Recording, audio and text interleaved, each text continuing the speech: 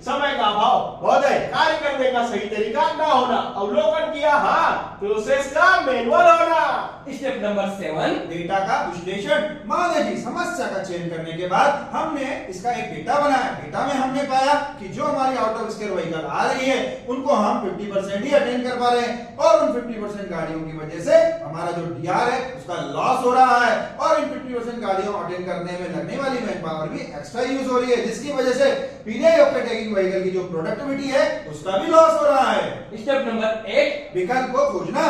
महोदय विकल्प खोजने के लिए हमने टीम के साथ मिलकर एक स्केच तैयार किया।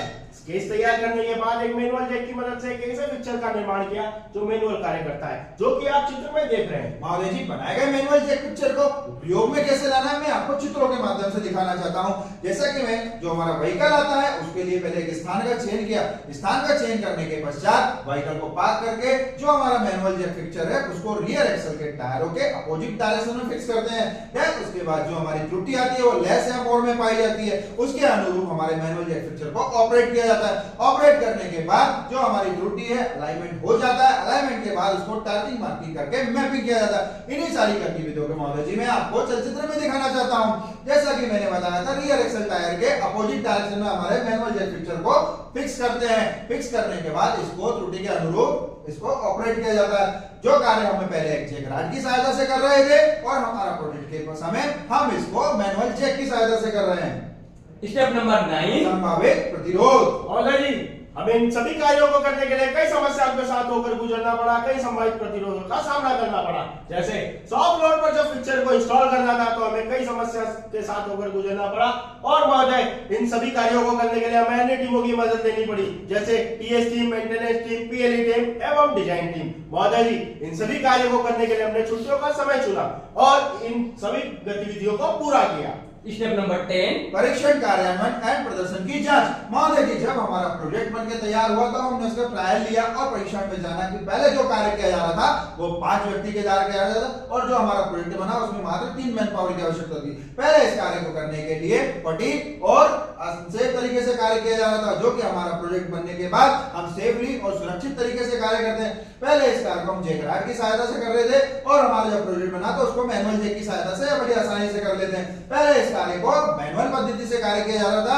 और जो हमारा प्रोजेक्ट बना उसको भी एक मैनुअल पद्धति से ही कार्य किया जा रहा है, जिसकी वजह से हमें संतुष्टि नहीं मिली और हम इससे सेटिस्फाई नहीं हो पाए। हमने अपने सेटिस्फेक्शन के लिए और इसमें विकल्प खोजने के लिए, इसको अपडेट करने के लिए वाईवाई के जरिए जाना। समस्या क्या है?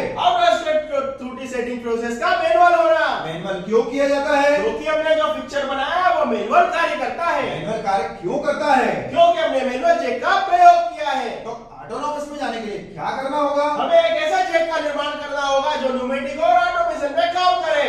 महोदय, ऑटोमेशन की मदद से हम सुरक्षित और समय पर कार्य कर सकते हैं। तो क्या यही हमारा रूटकास्ट है?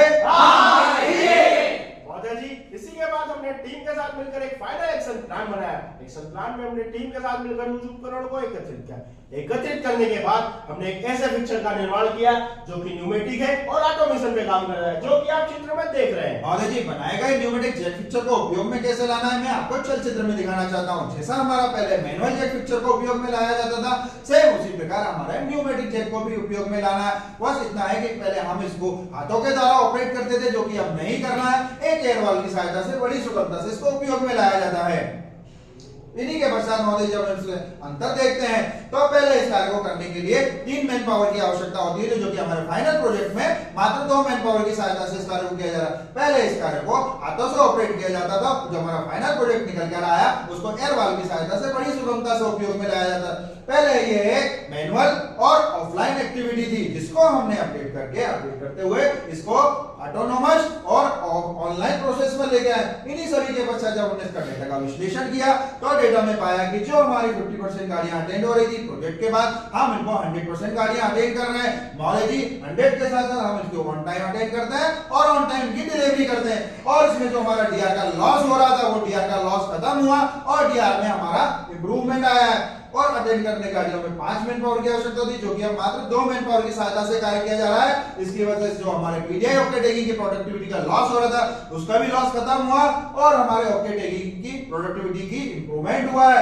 इन सभी के पश्चात महोदय जी हमारा परिणाम स्वरूप जो निकल कर आता है कि जो हमने शुरुआत में लक्ष्य लिया था 50% गाड़ियों को 100% अटेंड करने का, उस लक्ष्य की हमने प्राप्ति की है। और जो हमारा मेन टारगेट था कि जो हमारा अनसेफ तरीके से कार्य किया जा रहा था, उसको भी हमको खत्म किया।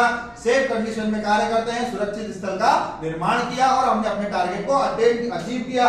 सारे सपने साकार हो जाते हैं जब हम क्वालिटी सर्कल को अपनाते हैं।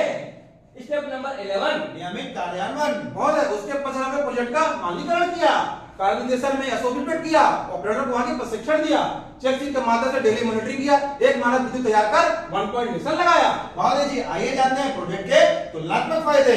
प्रोडक्टिविटी में क्या फायदा हुआ? पहले हम 50% ही गाड़ियां अटेंड कर रहे थे, अब 100% गाड़ियां अटेंड हो रही है। डिलीवरी में क्या फायदा हुआ? डिलीवरी पहले हमारी देरी से हो रही थी, अब ऑन टाइम डिलीवरी हो रही है। क्वालिटी में क्या फायदा हुआ? क्वालिटी में हमारी गुणवत्ता कमी बनी हुई थी, अब हमारी गुणवत्ता में काफी सुधार हो चुका है। कॉस्ट में क्या फायदा हुआ? पहले हम 5 व्यक्तियों के द्वारा कार्य कर रहे थे, महोदय अब 2 व्यक्ति मिलकर बड़ी आसानी से काम करते हैं। सेफ्टी में क्या फायदा हुआ? पहले हम फटीग और असुरक्षित तरीके से कार्य कर रहे थे, महोदय जी अब सुरक्षित कार्यस्थल का अनुभव होता है। मोरल में क्या हुआ? पहले हमारे मनोबल में गिरावट बनी हुई थी, अब हमारे मनोबल में काफी सुधार हो चुका है।